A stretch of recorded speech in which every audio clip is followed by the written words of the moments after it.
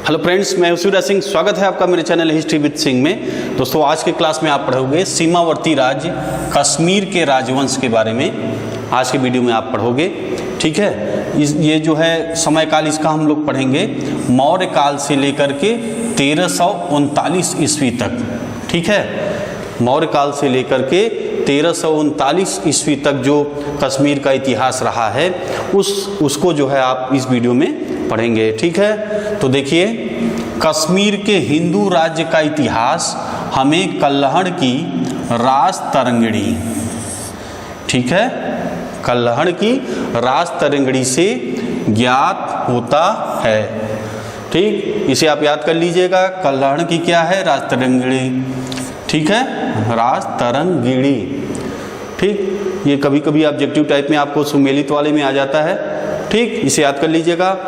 अब देखिए, कल्हड़ के बारे में कुछ हम लोग जान लेते हैं।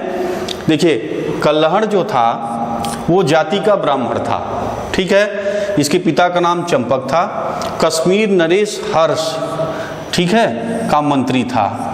और ये जो लोहार वंश का था, अभी हम चर्चा करेंगे, आपको आगे बताएंगे, ठीक है। और देखिए, राज तरंगिणी, ठीक है, जो कल्हड़ ने लिखी है उसको आप देखिए, इसके बारे में जानिए।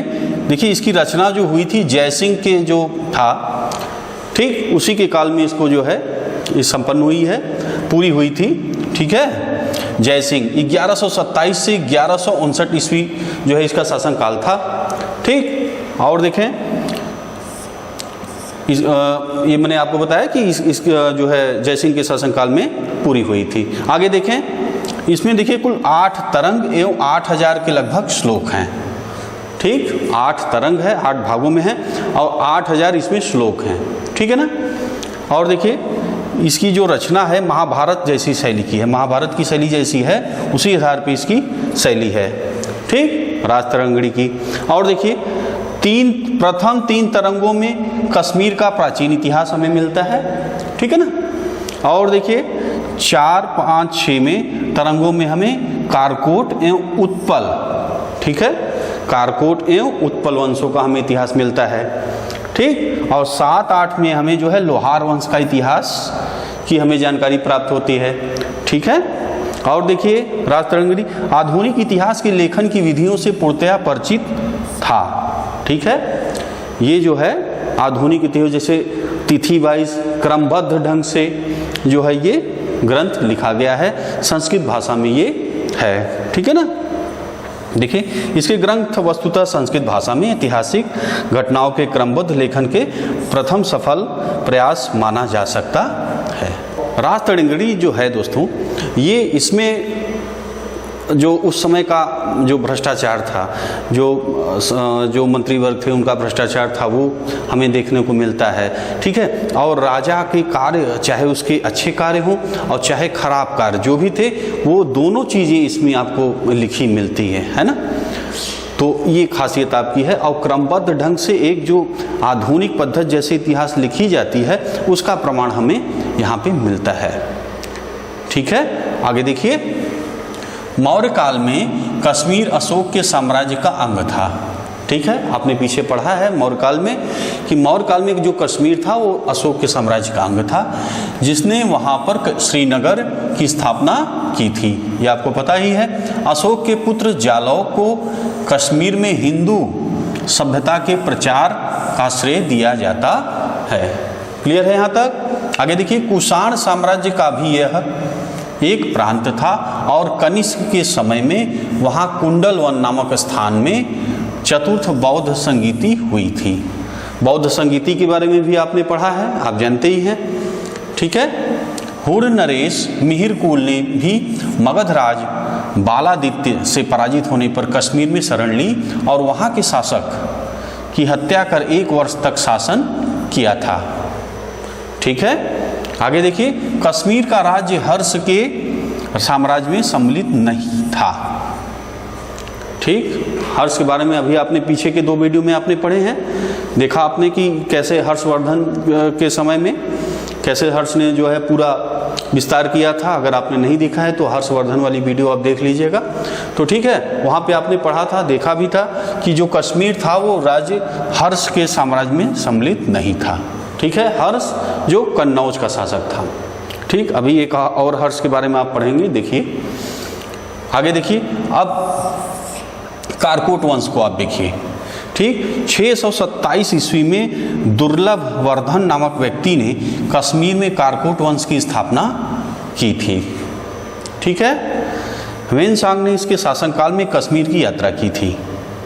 ठीक, कारकोट वंश का सबसे शक्तिशाली राजा ललितादित्य मुक्तापीड था। ठीक, और देखिए कश्मीर का मार्तंड मंदिर का निर्माण ललितादित्य मुक्तापीड के द्वारा करवाया गया था। क्लियर है यहाँ तक? और कुछ चीजें अगर आपको नहीं समझ में आई होगी दोस्तों तो आप जो है कमेंट बॉक्स में बताइएगा। कारकोट वंश के बाद फिर आता है उत्पल वंश। ठीक, उत्पल वंश का इसका संस्थापक कौन है? अवंती वर्मन। ठीक है, अवंतीपुर नामक नगर की स्थापना अवंती वर्मन ने की थी। अवंती वर्मन के अभियंता सूस्य ने सिंचाई के लिए नहरों का निर्माण करवाया था। ठीक है, अवंती वर्मन जो था वो कृषि के लिए बहुत सारे काम किए थे। देखिए उसके जो अभियंता हैं, इंजीनियर हैं, सूस्य ने नहरों का निर्माण कराया था। कृषि का बहुत विकास हुआ था। बहुत सारी मंदिरों का इसने जो है अवंती वर्मन ने निर्माण कराया था।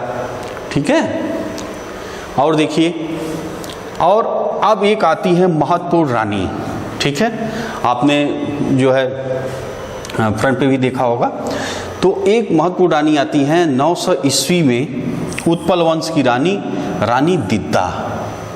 ठीक है, इसलिए इसको आपने थंबनेल में भी देखा था एक चुड़ैल के रूप में। अभी हम बताते हैं उसको। तो देखिए रानी दिद्दा एक महत्वाकांक्षी शासिका हुई थी। ठीक है, और निरंतर इनके शासनकाल में विद्रोह हो रहे थे, इन्होंने जो है दबाया। देखिए जो रानी दिद्दा थी ये अपने समय में जो है जैसे एक जो पुरुष की जो है वर्चस्व था, तो उन्होंने यहाँ पे जो है एक महिला का वर्चस्व जो है इन्होंने दिखाया, स्थापित किया। इनके काल में बहुत सारे विद्रोह जो है हुआ और इन्होंने बहुत खूबी से जो है इनको दबाया। और इसीलिए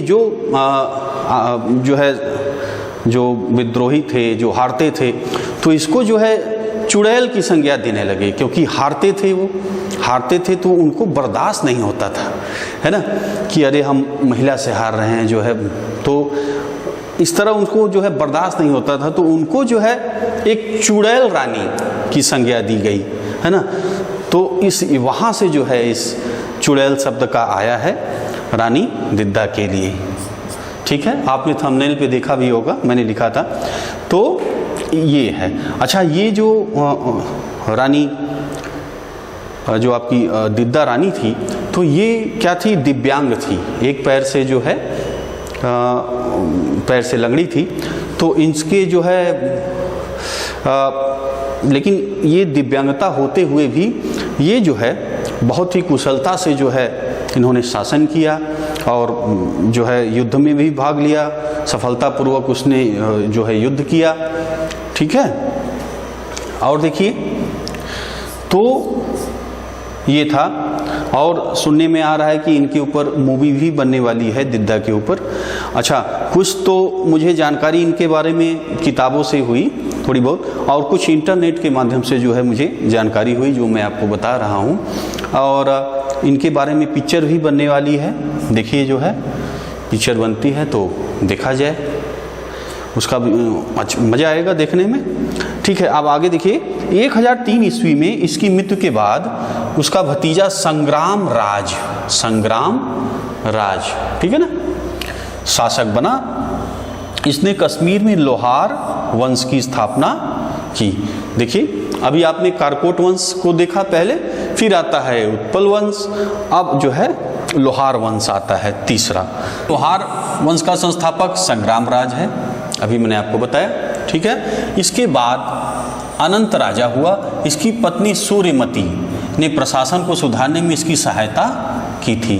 ठीक है, लोहार वंश का शासक हर्ष विद्वान, कवि तथा कई भाषाओं का ज्ञाता था। ठीक, अब देखिए लोहार वंश का शासक हर्ष, ये हर्ष वो हर्ष नहीं है, आपको जो है कन्फ्यूजन आप जो है में मत रहिएगा, है ना। तो ये हर्ष आपका कन्नौज वाला शासक नहीं है, ये हर्ष है आपका लोहार वंश का शासक। ठीक है, तो लोहार वंश का शासक हर्ष विद्वान, कवि और कई भाषाओं का ज्ञाता था।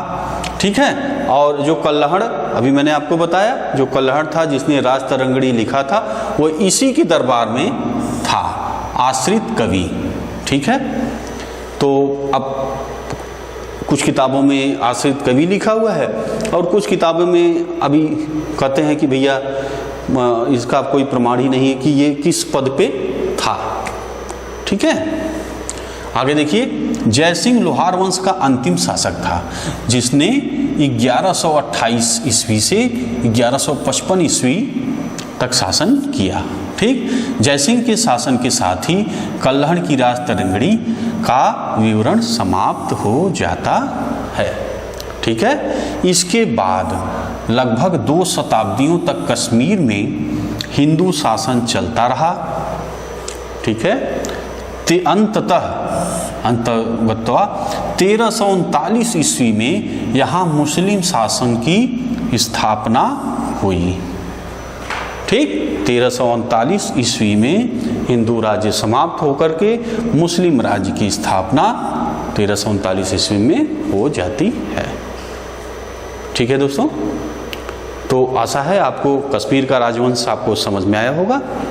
कुछ चीज़ें आपको अगर नहीं समझ में हो तो आप कमेंट बॉक्स में बताइएगा, और अगर आपको अच्छा लगता है दोस्तों तो ज़रूर लाइक ज़रूर करिएगा, दोस्तों में ज़रूर शेयर करिएगा, है ना, क्योंकि इतिहास से संबंधित आगे भी मैं आपको बहुत अच्छी वीडियो आपको देने वाला हूँ।